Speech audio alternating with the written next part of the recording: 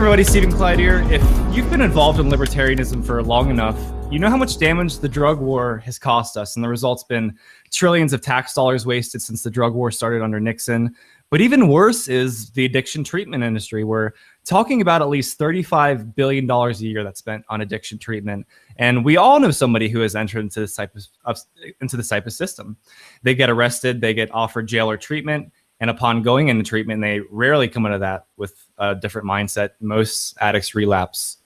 On January 16th, 1919, alcohol, for example, was banned under the 18th Amendment. And when it was repealed, in 1935, Dr. Bob Smith and Bill Wilson created what we know today as Alcoholics Anonymous. So I guess we'll eventually talk about that a little more. But today I'm talking with Stephen Slate, who's a research fellow of the Baldwin Research Institute in New York. And in particular, he researches addictions and develops alternative models of help in contrast with, say, a 12-step program. So Stephen's got a new book out, which you co-authored. It's called The Freedom Model for Addictions, Escape, Treatment, and Recovery Trap, which is available on Amazon and which I'll link to. But the book offers a startling premise, I must say. I mean, for example, it argues that addiction is not a disease, that brain disease theory is not based on sound science, that addictions are habits and can be broken quite easily. And of course, the last point is something we may have all felt deep down, is that addiction treatment feels like another money grab. So Stephen, super glad to have you on to talk about this. Thanks for having me on, Stephen. I guess to start, tell me a little bit about your background and your own history of drug experimentation, because you have quite the story. So I started using some drugs when I was 17, when I was in my late teens. Started with pot, and then in college, pretty quickly got into a bunch of other things.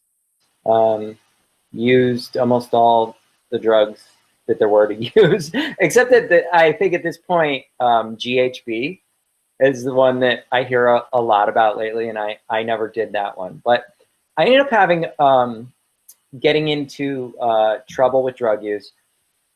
One of the drugs I used was heroin. I used that intermittently. I would use it for a while, not use it here and there, use it every day. Which I don't think most people would think it's like that. I think most people would think if you do heroin, you're addicted. You just do it every day. But you're saying it. I've actually heard this before, that some people you wouldn't realize they're heroin addicts. You just wouldn't know. Yeah, or maybe they're not addicts at all. I mean, it has heroin is the biggest taboo, and I don't want to go on too much of a tangent here, but because it's the biggest taboo, it attracts the biggest deviants, if that makes sense. Right. So with a lot of heroin users, we see that their behavior can be extreme, and we say, oh, well, that's a super addictive drug. And I think it's something like 20% or a quarter of people who use it end up having a problem with it. But that might not be due to the addictiveness of the drug, this idea of addictiveness. Because if you look at opioids, prescription opioids, there's something like about 100 million people a year are prescribed these drugs in the United States. Yeah. And something like 2 million have problems with prescription opioids. And Jacob Sullum recently pointed out, very astute, that 9% of people who use alcohol in a given year have alcohol problems. So if you base addictiveness purely on how many people end up using it in this troubling way, you would say alcohol is a more addictive drug. But I'm going on a tangent, so I'll get back. Oh, no. So again, the book is The Freedom Model for Addictions, Escape, the Treatment, and Recovery Trap. Yeah. And I'm quoting from the book here. The Freedom Model is not a program, nor a process of recovery, nor a moderation advocate of any kind. It is not a treatment, counseling, or therapy. Instead, it is a way of thinking about the choices you can and will make in your own life. Tell me about that. Yeah. So I'll just finish off my story real quick, which is great. I ended up getting arrested with drugs. I got into treatment. My drug use got 10 times worse. Wow. Okay. And this is really important to everything else that I'm going to say, because a lot of people think that treatment is very nice. They're going to show you how to use less drugs, how to quit the ones that are causing you trouble. Well, what you do is you go in and it's indoctrination and fear. You have to agree to the idea that you have a disease, that you are not choosing your substance use, you're not in control of it, but that it's just sort of happening. You're addicted, and it's, you know, there's not much of an explanation other than you're addicted, and that's forcing you to do this. And the treatment ends up being a lot of scare tactics to try and get you afraid of drugs and believing that you're addicted and thus can never touch another dose of any drug for the rest of your life, because you have this loss of control thing, which turns out to not be true. When I got over that problem, it was with the people I co-authored this book with, okay? And I went to their program where they said, hey, you do not have a disease, you are in control. You're doing this because you like to. And if you explore what quitting has to offer, if you'd be happier doing that, then you might end up happier doing that. And you might like it and then just stay that way. So that was an earlier form of the freedom model. And there's more to it, obviously, than that. Yeah. But what the freedom model, the ethos here is, we recognize that people are in full control. Nobody else should tell them, here's what you should do, shouldn't do. You know, you can only drink 2 drinks on Friday, or whatever it comes down to, that the person needs to make those decisions for themselves. But people get swept up in believing themselves to be addicted, and it robs them of any confidence, any motivation to change. They get told this is going to be a lifelong problem. So we present them with all the data that refutes those myths. And then we get them onto the task of reassessing the value of drugs to them and figuring out what they want to do going forward. And if we ever stepped in there and said, you should quit, you can't ever use again, and now let's just get to you resisting what you really want to do for the rest of your life, we would not be effective. A person has to reach that themselves. So we don't, and the reason we say it's not a program or process of recovery is that there's not a set of steps that you go through. You don't go to meetings every day to make yourself stay sober. There's nothing you do to stay sober, but you get more conscious about what you're doing and what's going to work best for you. And then you just choose, like we choose in every other facet of our lives. So there's no special techniques. And I think that's a really interesting way of describing it. That when you go into these addiction treatments, they pretty much set you up for failure. I mean, they're just telling you like, yeah, you have this disease and you're just going to suffer the rest of your life. And you know, it's always the long heard phrase that, you know, an addict is an addict forever. If you do drugs like meth or heroin, you're addicted for life. Yeah. And that's basically telling you like, hey, like I want you to get off drugs, but I also want you to know that you have absolutely no power over the situation. Yeah. That makes no sense at all. Well, yeah, well, it's a coercive situation. Absolutely. It's so that people can come in there and push their values on others, and they do it under the guise of medicine so that it can seem like, hey, I'm just trying to help you. When in fact, I'm telling you how to live by determining that your behavior is a disease, and nobody in their right mind would want to use drugs. Yes. Drug use goes back thousands and thousands of years. Oh yeah, I mean, I was reading through your book. I got about 25% of the way through the book, and obviously we have so much to cover here. We already predicted that we're going to do a second episode about it, and you're going to send me a copy. But I love the book so far. I mean, it has some startling statistics. Let me read you one. The Mirror's finding from the 1970s. For example, a study on Vietnam vets diagnosed as heroin dependent found that within the first 3 years, about 88% quit without relapse. And in a 24-year-long follow-up study, 96% had eventually resolved their problems. You should also know that only 2% of the vets receive treatment. Yes. And let me add to that, their relapse rate was 67% within those first 3 years. So it seems like exactly what the media is trying to perpetuate is the exact opposite, that, you know, if you touch heroin, you're completely done, your life is ruined. And it just perpetuates a lot of negative things here. It's obviously. it really does. And most people, if you also just look at it in general with all the drugs, most people do not get treatment, yet they do get over their problems. It's over 90% for alcohol, 96% for prescription opioids, 97% marijuana, 98% for prescription tranquilizers and sedatives, and over 99% for cocaine and prescription stimulants. That was the statistic that really blew my mind. You're saying that people actually recover from cocaine addiction more than marijuana addiction. Yeah. That is not intuitive.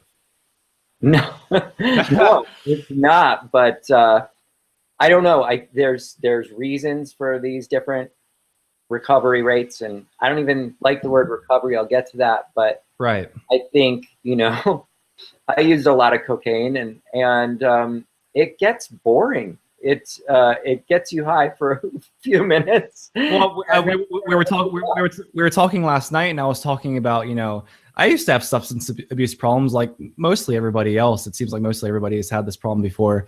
And one thing that really helped me was understanding myself biologically. So, for example, when you talk about cocaine will increase your dopamine levels at the time.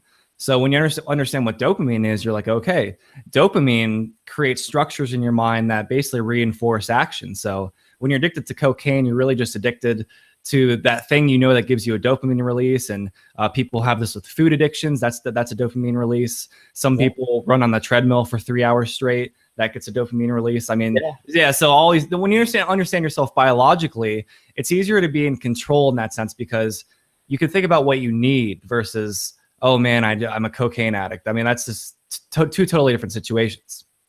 Yeah, we get this belief that cocaine or something like that is the only thing that has a special key to our brain, and it's all that's going to make us happy going forward. And right, exactly. That's a lot of crap. I don't know any other way to say it than that. Yeah. It's a cheap thrill, and most people recognize it as such. They have their fun with it for a few years when they're younger, and then they stop doing it. You know, and they might do it in ways that are pretty problematic and diagnosable, obviously, but they do just kind of move on to new things in life. And that's why I don't even like, so the whole word addiction, it's the Latin root has something to do with enslavement and being an indentured servant of the uses of it in literature going back historically.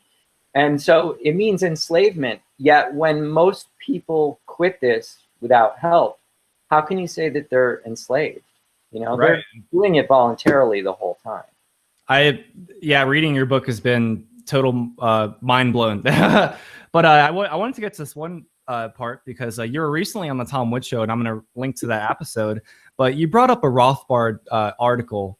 It's one of my favorite articles ever. It's titled "Individualism and the Philosophy of the Social Sciences." And I'm just going to go on a little rant here because I get so mad when I talk about Cato and Murray Rothbard, because Murray Rothbard wrote this for the Cato Institute in 1979. But for people that don't know, Murray Rothbard was the person that gave the Cato Institute its name.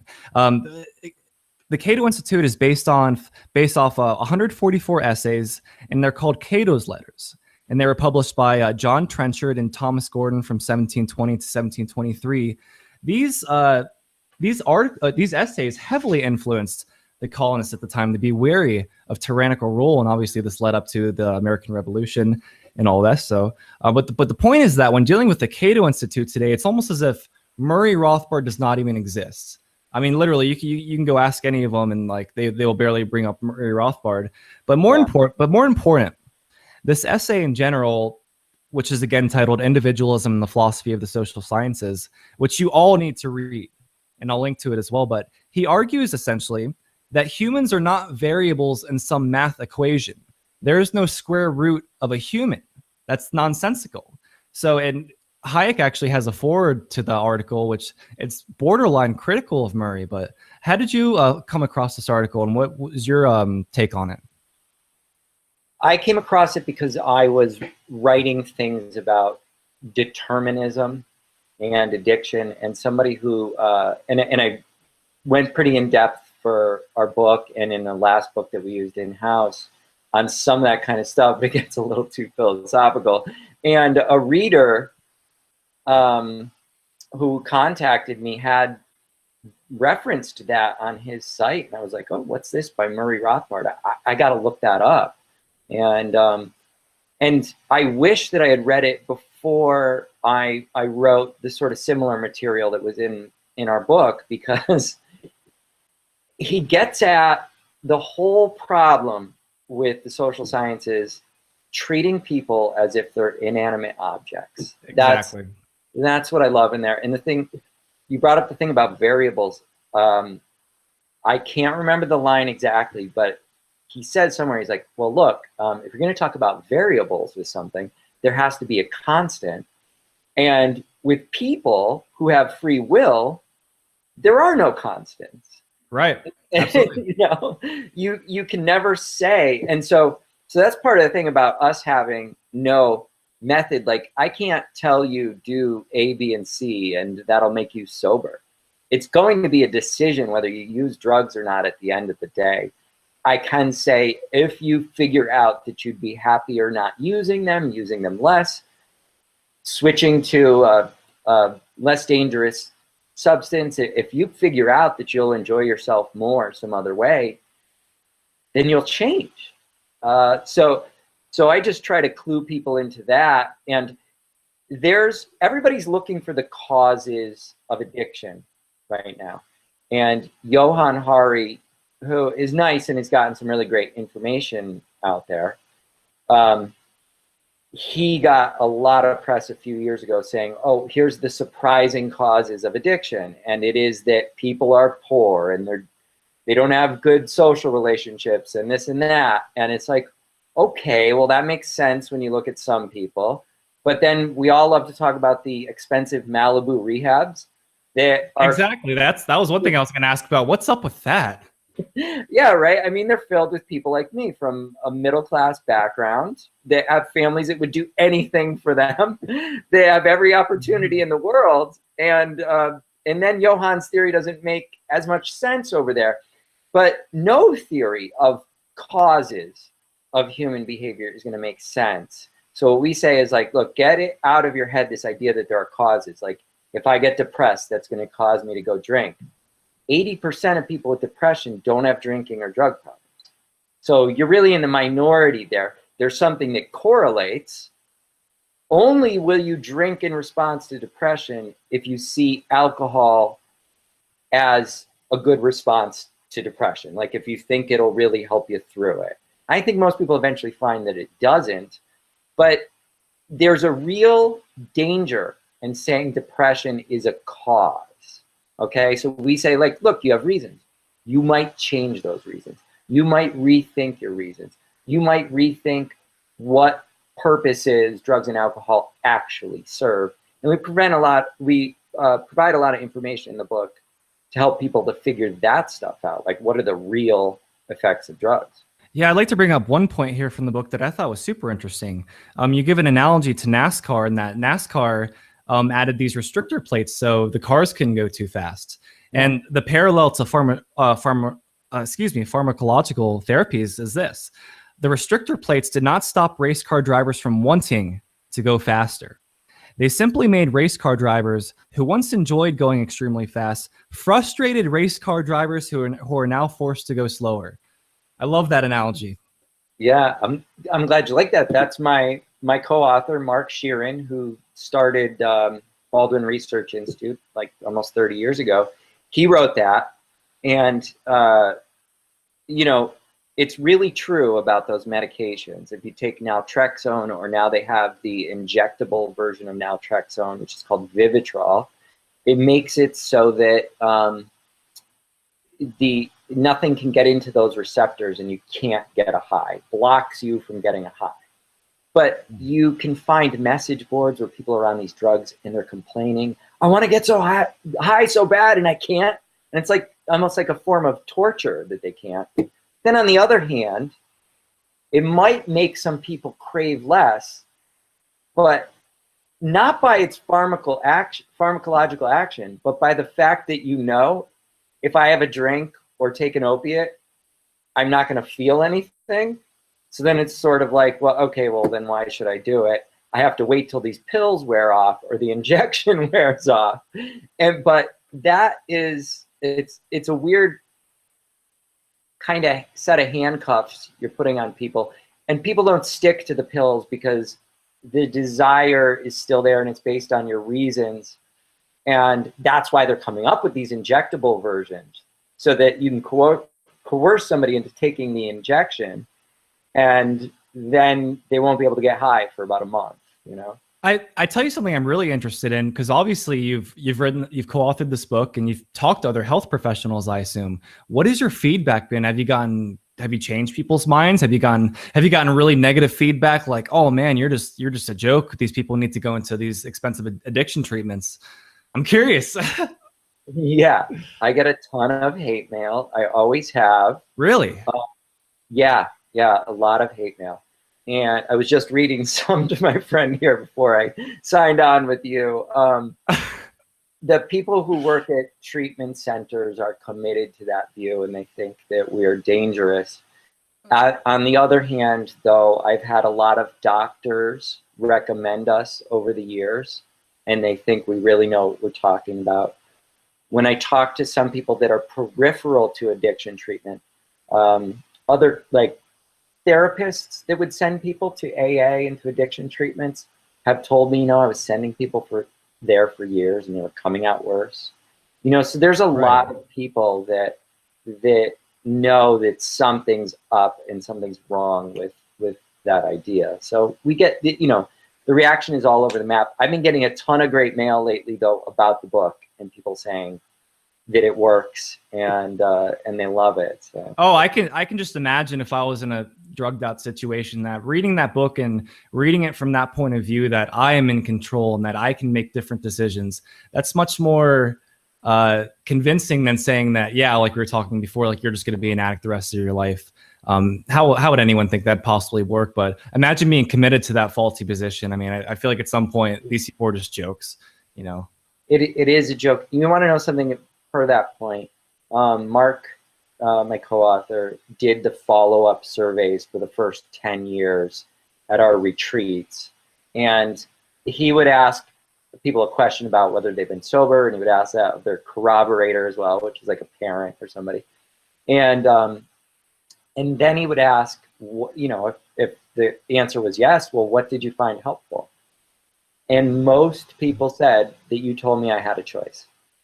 Yeah, that struck out to me more than anything. And I'm imagining myself in that situation. That would be what I need to hear versus what everyone else is telling you, that, oh man, you're on a long road, buddy, if you're an addict. Well, only if you force yourself to be that and indulge yourself in that.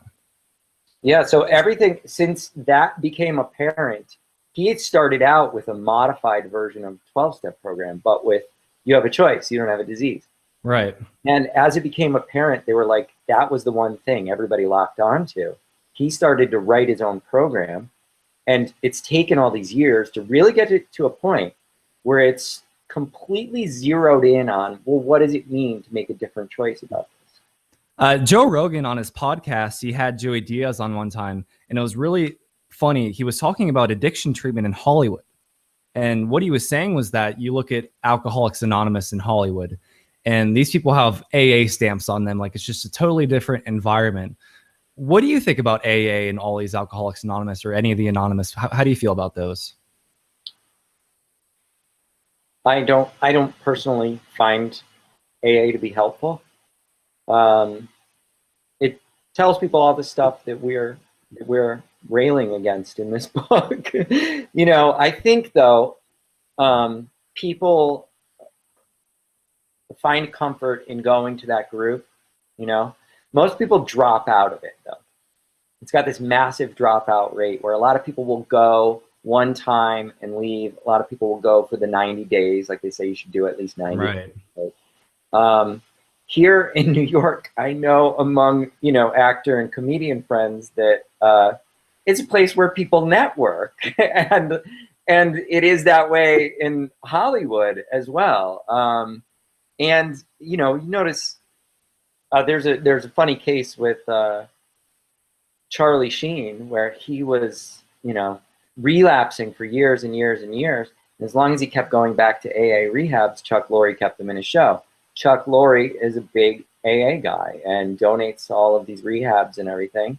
And as soon as Charlie Sheen said, I'm not going to a rehab, I'm going to just quit on my own at home, he finally got fired from that show. That's kind of a common theme. Like, I don't know if you've ever seen Breaking Bad, but, Jesse at one point in the show starts selling meth to the people in like his meth addiction group. I mean, it seems like a common theme. Like, yeah, AA can be a good thing, or it can be just a network to find drinking buddies. It's yeah. That is a networking place. Yeah, there was also a weird thing in a Gary Shandling and Greg Kinnear movie. One of them is an alien, and he's like, I'm going to bring you to pick up girls. And they go to an AA meeting to pick up girls. Yeah. It turns out there's, that this is a comedy movie from like 15 years ago. But AA ends up being a place where people prey on new troubled people. That happens. I have a friend who did an entire documentary about it. They call it 13th stepping. AA, it's a religious thing, and some people are going to go in for that religion. Oddly, some of my friends who swear by AA, when I've said like, hey, this thing about this in AA isn't really true, when they've really gotten into it with me, and they'll have never heard of that thing. And it seems like, so some of them, it seems like the ones I know have done really well, it doesn't seem like they've really read the big book. Yeah. Or that a lot of things go in and out of their ears, and they're there because they find fellowship in it, and that's fine. I'm all for that. But yeah, I mean, this has all been so great to talk about. So kind of wrapping up here, I did want to touch on a little bit about the people you co-author the book with. Are they your friends? How did you come into contact with them, and how did you end up writing the book?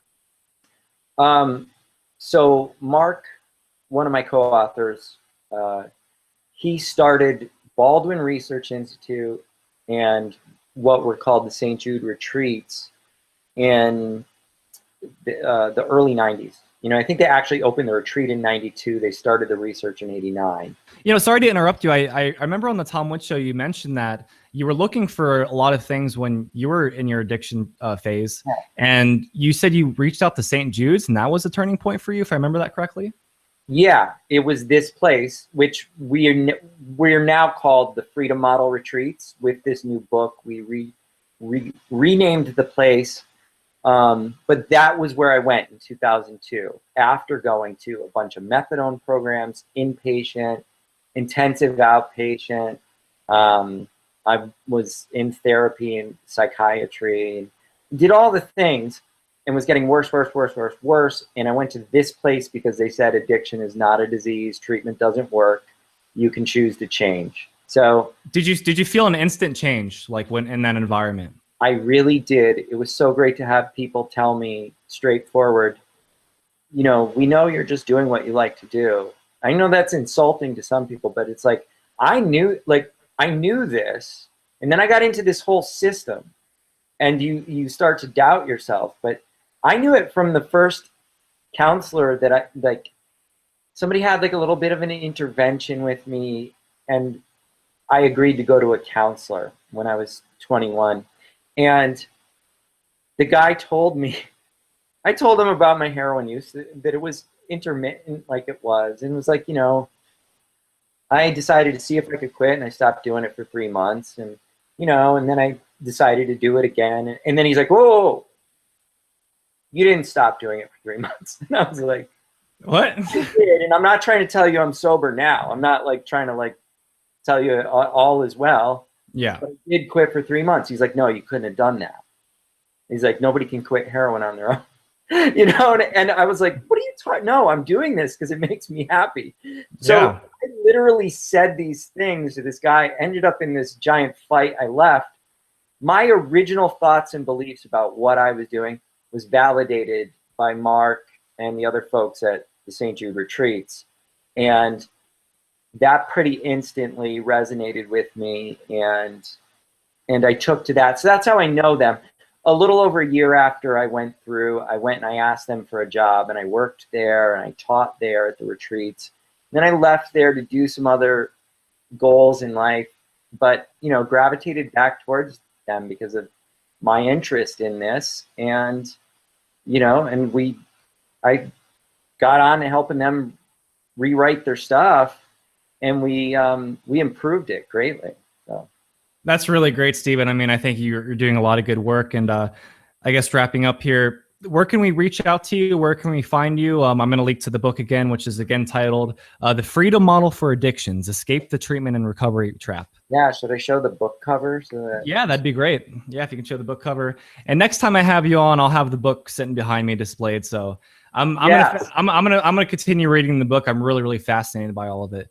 But thanks so much for coming on, Stephen. It's been a great talk. Oh yeah, let me give you the address. Oh yeah, go to thefreedommodel.org, and you can learn about the book and our services there.